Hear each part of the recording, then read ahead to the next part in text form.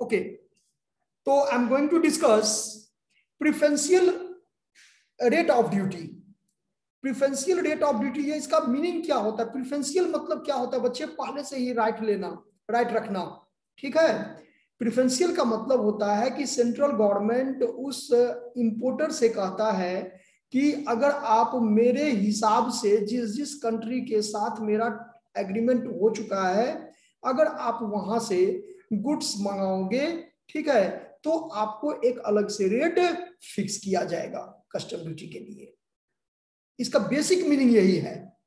तो यहां पर कर है, जैसे प्रीवियस क्लास में दिखवाए थे कि प्रिफरेंशियल रेट ऑफ ड्यूटी, तो कंडीशन टू बी फुलफिल्ड, अगर ये कंडीशन फुलफिल करता है, अगर ये कंडीशन को वो फॉलो करते हैं कौन?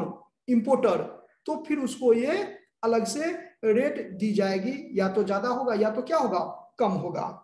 तो condition to be fulfilled for preferential rate of duty, the importer will have to fulfill the following condition to make the imported goods। अगर कोई इंपोर्टर है और वो गुड्स को इंपोर्ट करता है, ठीक है, तो इंपोर्ट करते समय अगर वो कंडीशन को फुलफिल करता है तो उसको एक अलग से रेट दी जाएगी, प्रिफरेंशियल रेट दी जाएगी। तो फर्स्ट पॉइंट इसका लिखेंगे सभी बच्चे ए नंबर करके। At the time of importation, बच्चे सभी कोई कैमरा ऑन करेंगे। At the time of importation, he should make a he should make a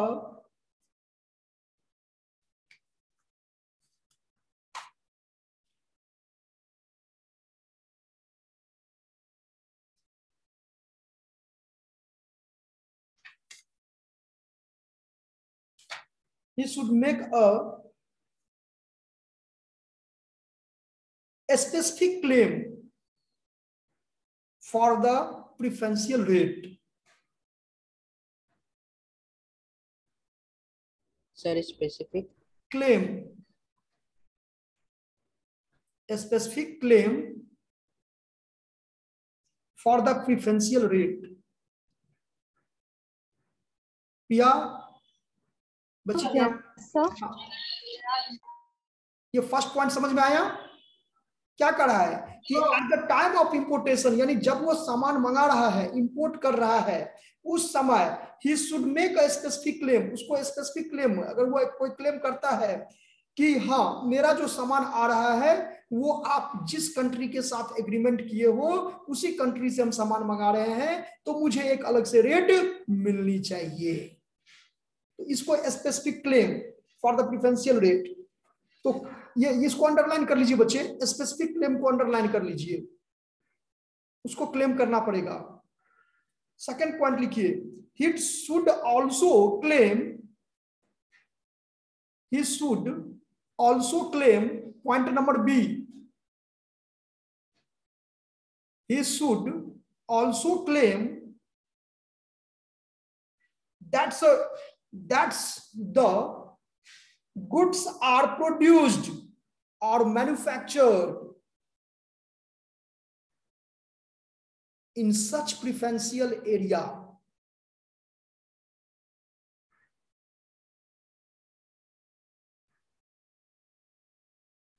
क्या अभिजीत ये सेकंड पॉइंट समझ में आया?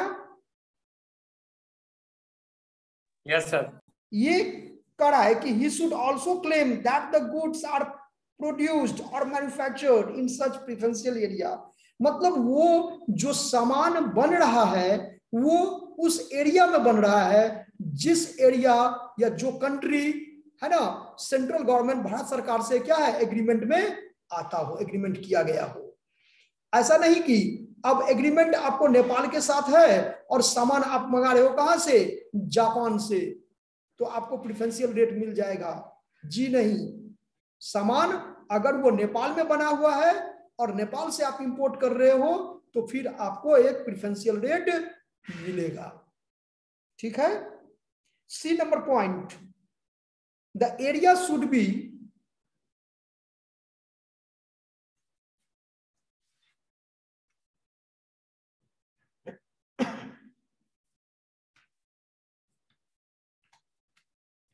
the area should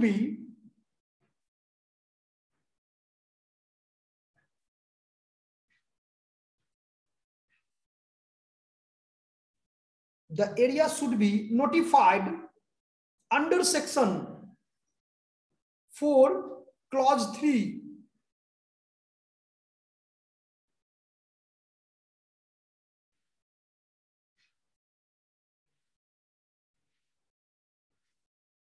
clause 3.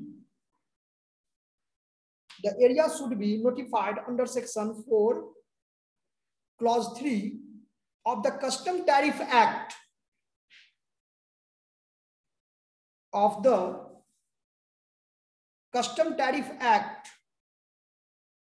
to be a preferential area.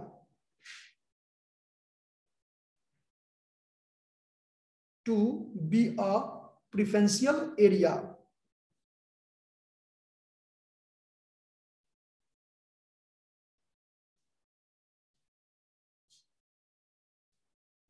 और डी नंबर में ये पॉइंट क्या कहता है? ये पॉइंट कहता है कि the area should be notified, मतलब नोटिफाइड किया गया है किसमें? सेक्शन 4 क्लॉज 3 में। किसका? तो कस्टम टैरिफ एक्ट का। Custom tariff act 1975 section 4 clause 3 में उस एरिया का क्या किया गया है? एक्सप्लेनेशन किया गया है। ठीक है, क्या पॉइंट था इसमें कि क्या लिखा है? The area should be notified under section 4 subsection क्या 3 या clause 3 of the custom tariff act 1975, यानी 1975 जो कस्टम टैरिफ एक्ट है उसका सेक्शन 4 में और क्लॉज 3 में वो एरिया नोटिफाइड किया गया हो। और सबसे इंपॉर्टेंट जो अभी थोड़ा देर पहले भी बताए थे हम आपको कि गुड्स का जो ओरिजिन होना चाहिए, ओरिजिन मतलब समझते हैं? हेलो अभिषेक? यस सर, जहां पे वो गुड्स मैन्युफैक्चर होता है। एग्जैक्टली। अब ऐसा नहीं कि अब मान लो कि जापान से नेपाल सरकार उसको इंपोर्ट कर लिया था और वो सामान को फिर हम इंपोर्ट कर रहे हैं, उस वस्तु पर प्रेफरेंशियल है ना रेट आपको नहीं मिलेगा अगर उस गुड्स को आप इंपोर्ट कर रहे हो। ठीक है, किस गुड्स को? जिसका ओरिजिन कोई अदर कंट्री हो। ठीक है, तो इस पॉइंट को भी नोट कर लीजिए। The origin of the goods, the origin of the goods shall be determined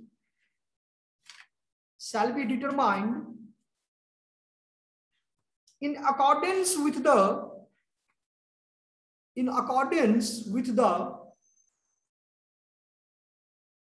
rule made under section 4 clause 2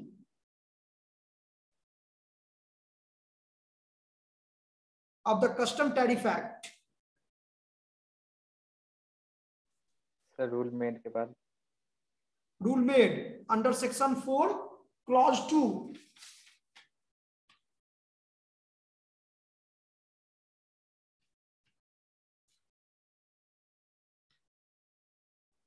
clause 2 of the Custom Tariff Act।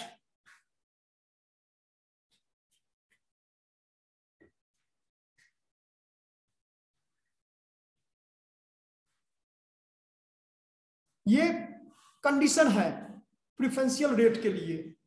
अगर ये चारों कंडीशन अप्लीकेबल होता है, फुलफिल करता है, तो फिर उसको क्या प्रेफरेंशियल रेट मिलेगा, अदरवाइज प्रेफरेंशियल रेट नहीं मिलेगा।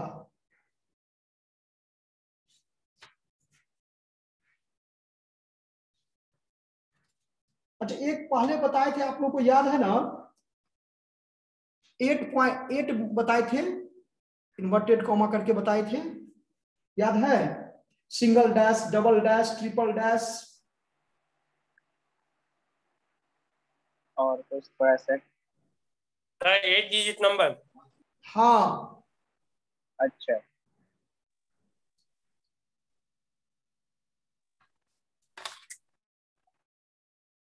तो एक यहां पर ये है,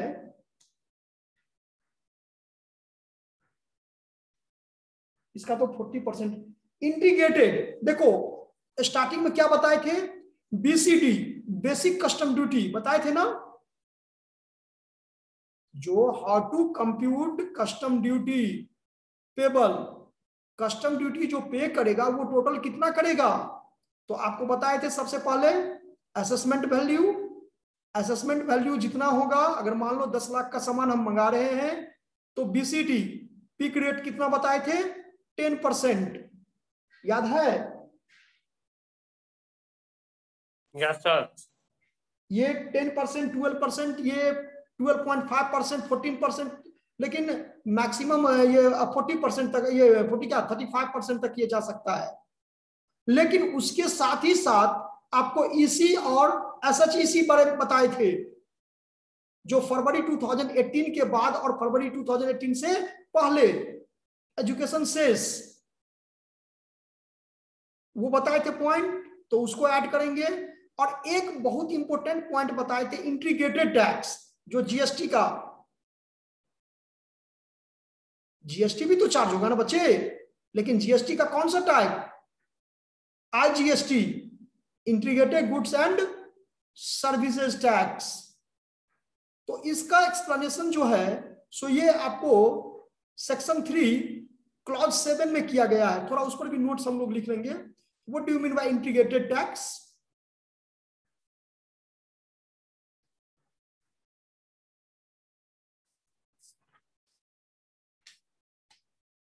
सर हेडिंग क्या है? Integrated tax, INTEGRATED।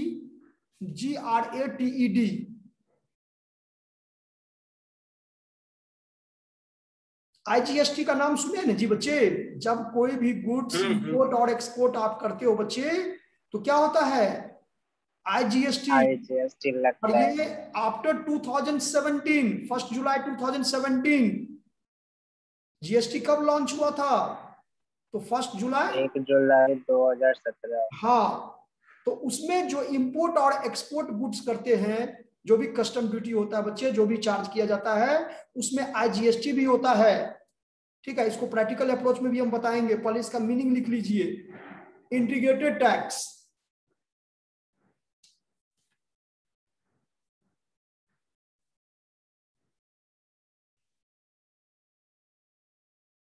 ब्रैकेट में लिखिए सेक्शन 3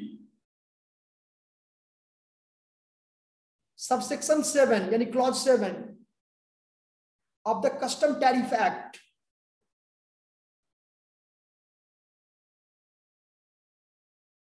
ये क्या कहता है कि any article which is imported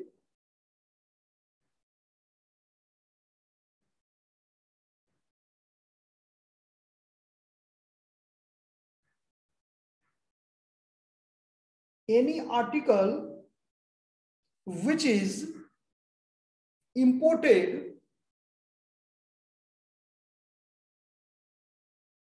into India shall in addition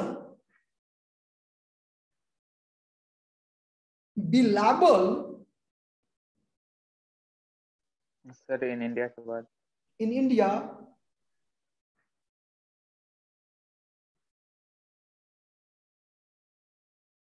नहीं है, in addition।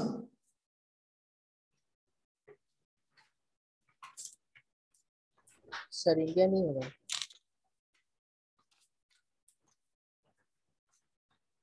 अब इंटीग्रेटेड टैक्स सेक्शन 3 क्लॉज 7 में बता रहा है कि एनी आर्टिकल, आर्टिकल मींस यहां पर क्या हुआ आशुतोष, कोई प्रोडक्ट, कोई गुड्स, कोई भी यूनिट। तो in any article which is imported into India shall in addition be liable to integrated tax.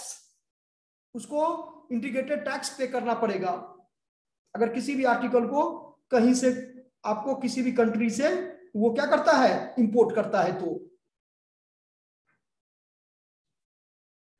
Level 2 integrated tax at such rate, such rate मतलब जो भी आपका प्रिस्क्राइब किया गया है कस्टम टैरिफ एक्ट में, eight such rate not exceeding 40%, लेकिन ये 40% से ज्यादा नहीं होनी चाहिए। Not exceeding 40% as is leviable,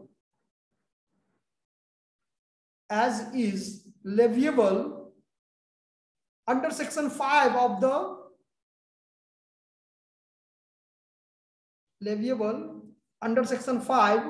the integrated Goods and Services Tax Act 2017.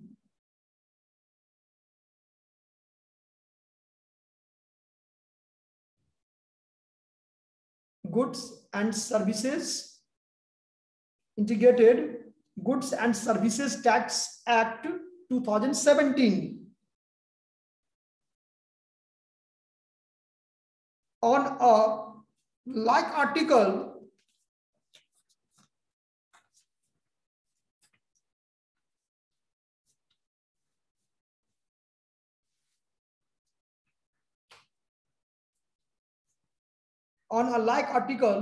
on its supply in India.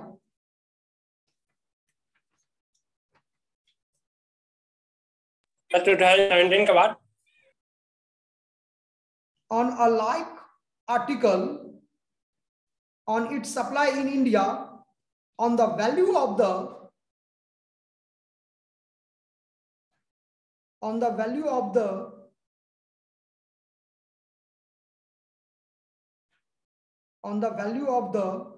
imported article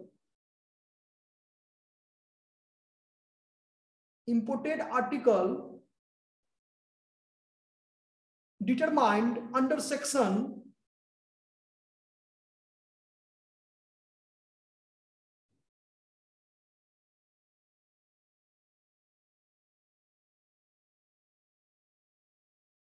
under section 3 clause 8.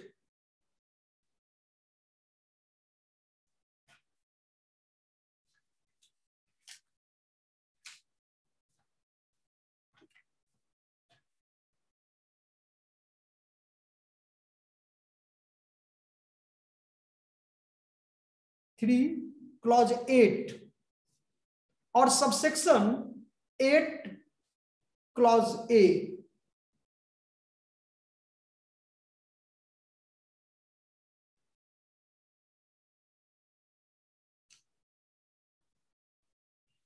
Sir determine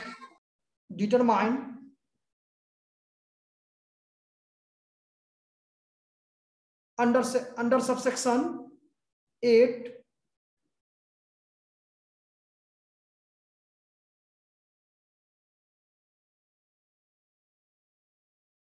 और subsection 8A, ऐसे भी लिख सकते हैं इसको। तो फिर से बोलिएगा। इसका अंडर 8A लिखना है, एक तो ब्रैकेट में हम सेक्शन अभी आपको लिखवा देते हैं, 4-5 को पॉइंट है उसको नोट करवा देते हैं बच्चे आप लोगों को। सर फिर से बोलिएगा। On the value of the imported article as determined under subsection 8 और सॉरी यहां सबसेक्शन 8 मत लिखिए, यहां पर लिखिए as determined under section 8 और subsection 8A।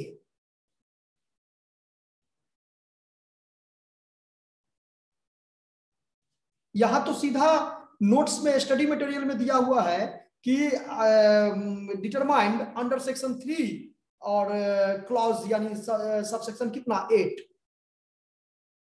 लेकिन अगर आप अभी कंटिन्यू अभी इसको ऐसे भी लैंग्वेज बना के लिख सकते हैं कि अंडर सेक्शन 8 सबसेक्शन 8A।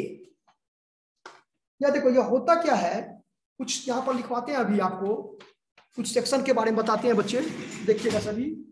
सबसे पहला है बेसिक कस्टम ड्यूटी। तो बेसिक कस्टम ड्यूटी कितना में है, BCD। ये आपका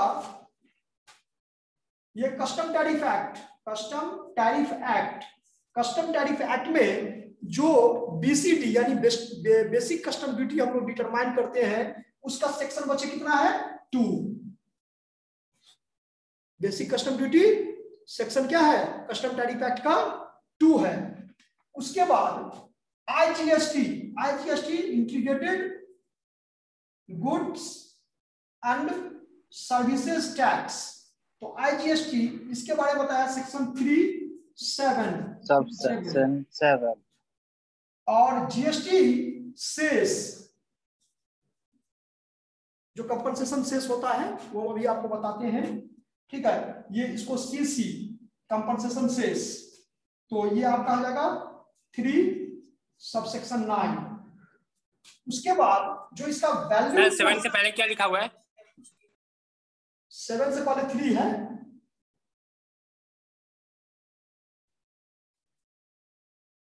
और इसका जो वैल्यू जो फाइंड आउट किया जाता है डिटरमाइन किया जाता है वो है 3(8).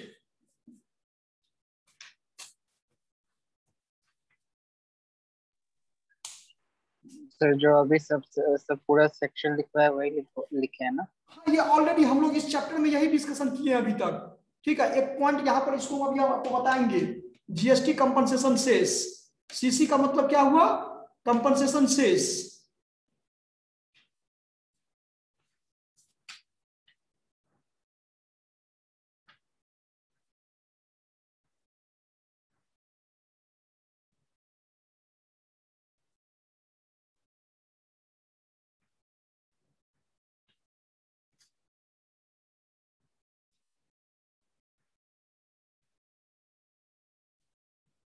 तो इसके बाद नोट कर लिए ये। Yes sir. नहीं सर रुक जाइए सर 1 मिनट।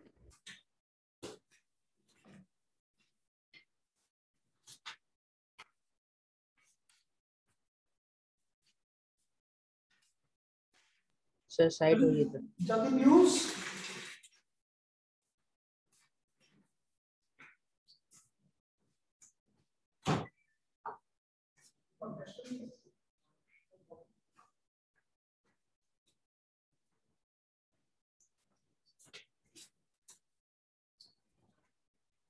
नोट कर लिए। Yes sir. साइड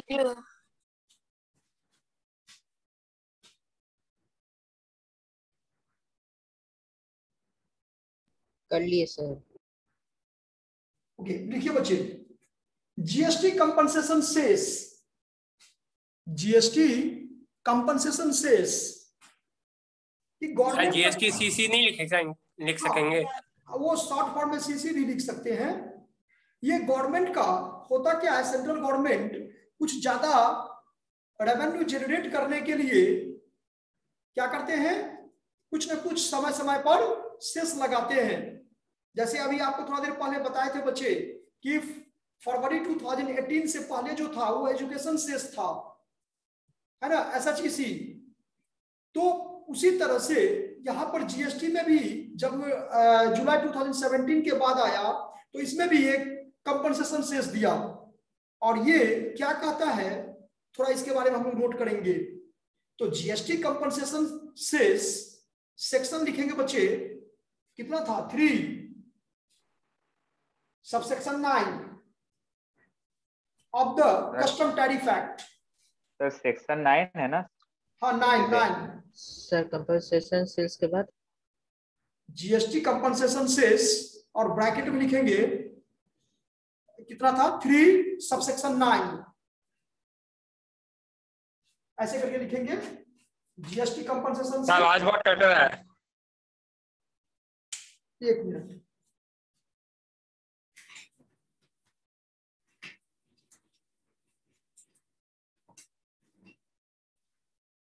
हेलो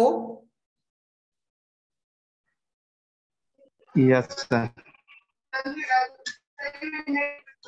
आवाज आ रहा है आप? Yes sir. ओके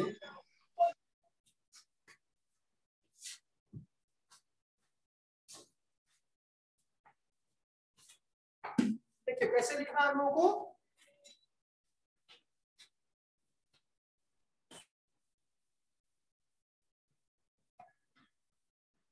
इसको शॉर्ट फॉर्म में भी लिख सकते हैं बच्चे आप लोग,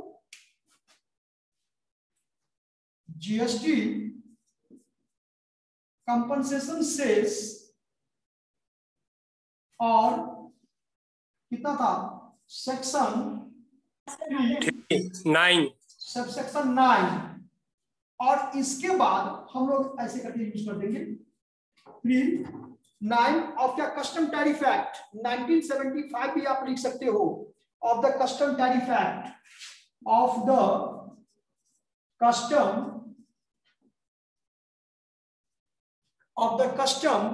tariff act,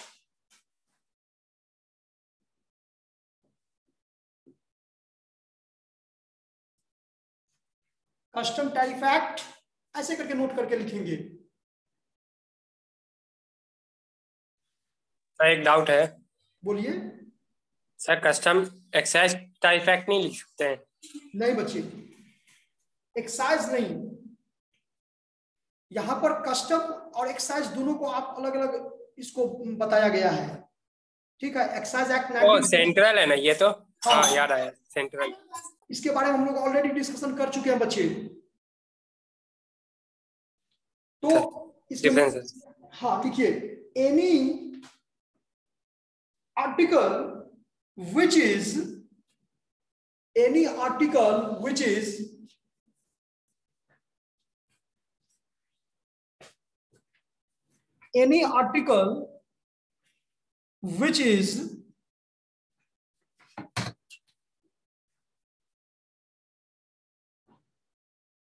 imported into India,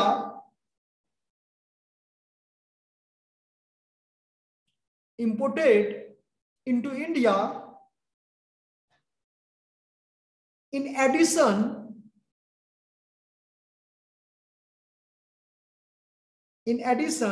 be liable to the goods and services tax, sir reliable या फिर लायबल? liable, LIABLE, वो तो लेविएबल होता है बच्चे, लेवल मतलब पेमेंट करने वाली, level to the goods and services tax, compensation cess, जिसको ब्रैकेट में सीसी कर दीजिएगा बच्चे, compensation cess at such rate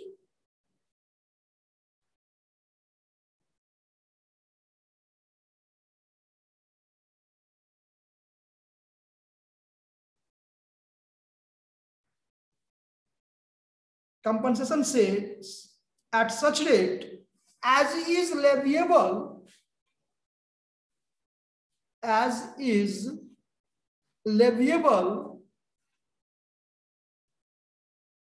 under section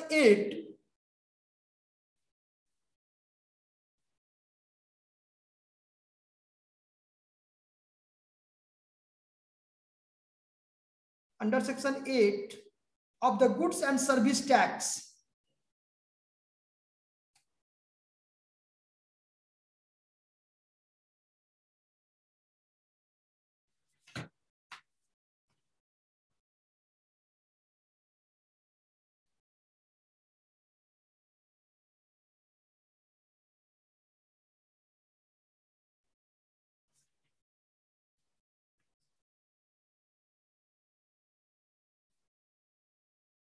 Abhijit एक बार पढ़े तो बच्चे, क्या नोट किए हैं?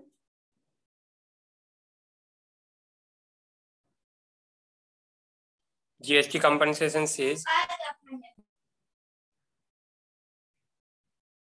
आगे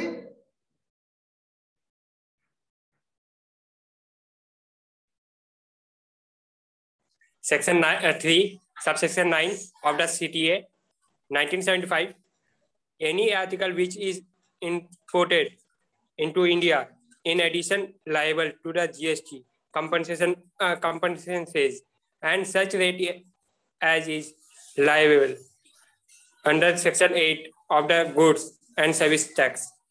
ब्रैकेट में कीजिए compensation to state,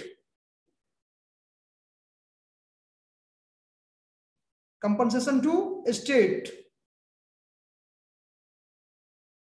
bracket close कर दीजिए, act 2017।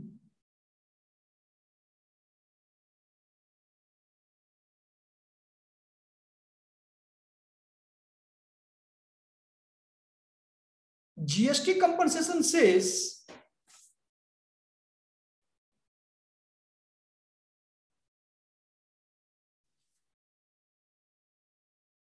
GST compensation says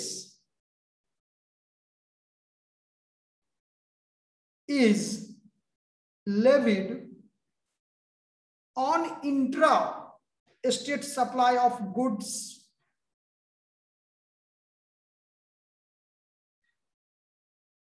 intra-state supply of goods or services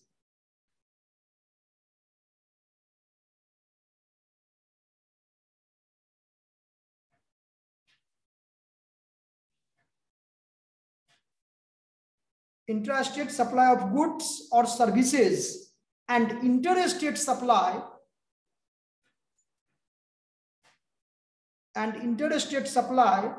of goods and services to provide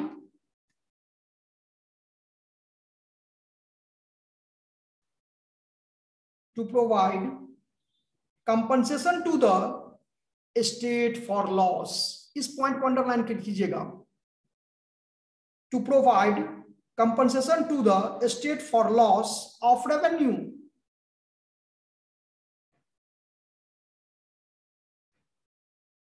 यहां से अंडरलाइन कर लीजिएगा, to provide compensation to the state for loss of revenue due to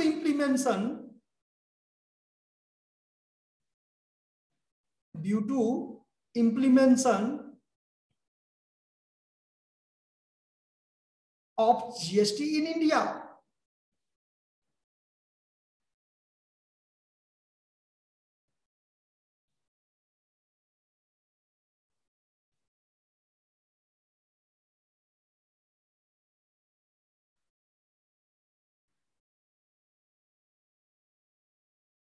due to implementation of GST in India. अगर GST in India मतलब जो भी goods and services tax है, act आया 2017 में, अगर उसके माध्यम से अगर किसी स्टेट को किसी भी प्रकार का किसी तरह का क्या होता है रेवेन्यू लॉस होता है, तो उसको फुलफिल करने के लिए ही compensation cess GST compensation cess दिया जाता है। समझ में आ गया बच्चे? Yes sir. पैराग्राफ चेंज करके लिखिए, it may be noted that. Sir हाँ, बट तो ये तो 5 साल के लिए ही ना वैलिड है, मतलब जब से वो इम्प्लीमेंट हुआ है और उसके बाद 5। हाँ, उसमें टाइम पर चेंज होता रहता है Abhishek. It may be noted that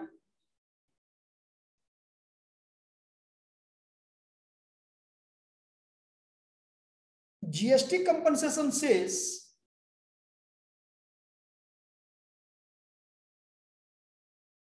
would be applicable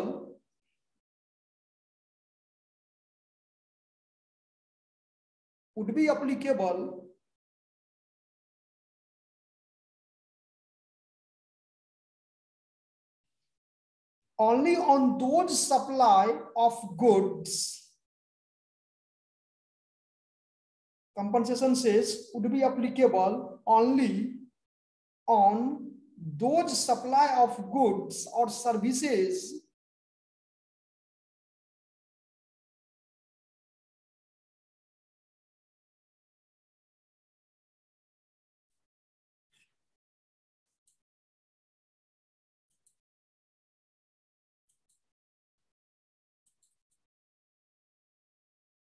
those supply of goods or services that have been, इसको अंडरलाइन कीजिएगा, that have been notified by the central government,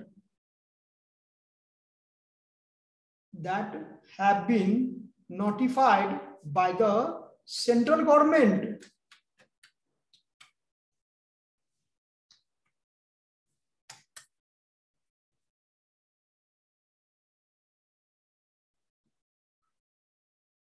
As of now, GST compensation says, sir as के बाद as of now, GST compensation says,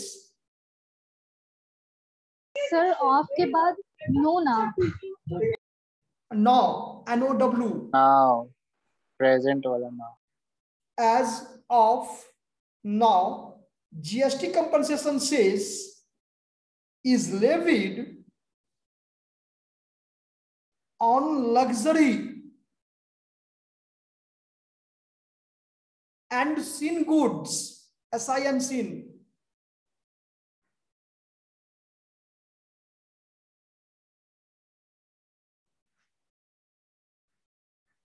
sin goods like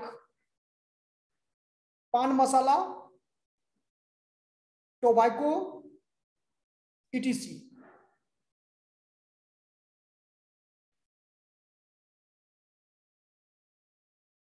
ये government जानता है कि इस तरह के जो प्रोडक्ट हैं वो हानिकारक हैं, उसको यूज नहीं करना चाहिए, इसीलिए इस पर इतना टैक्स बढ़ा दो ताकि उसको कोई खरीद ना सके, खा ना सके, यूज ना कर सके।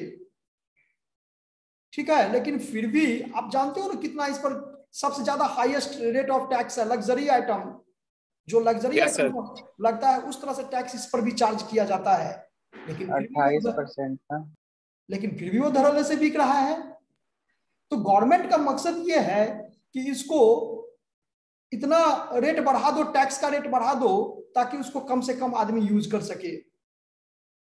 वैधानिक चेतावनी भी दे देता है, लेकिन फिर भी आदमी नहीं समझता है। खैर, समझ में आया? ETC पैराग्राफ चेंज करके, an article which is imported, an article which is imported into India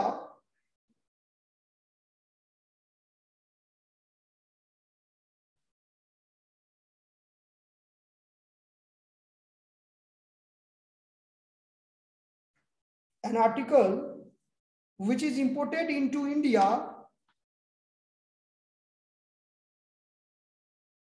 ये तो ऊपर में हम आपको फर्स्ट पैराग्राफ आपको नोट करवा दिए पहले ही, छोड़ दीजिए इसको।